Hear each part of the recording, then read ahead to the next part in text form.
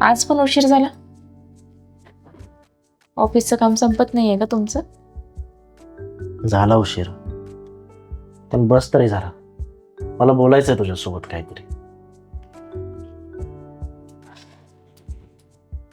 काय आहे योगेश, तुम्ही रोजच म्हणताय मला तुझ्याशी काहीतरी बोलायचंय बोलायचंय, बोलत काहीच नाही. घरची सगळी कामं मी करायची, तुमचं फक्त एवढंच, मी ऑफिसला जाणार आणि येऊन दमणार. तेच सांगायचंय मला स्नेहा. आपल्यातला फक्त गैरसमज वाढत चाललाय.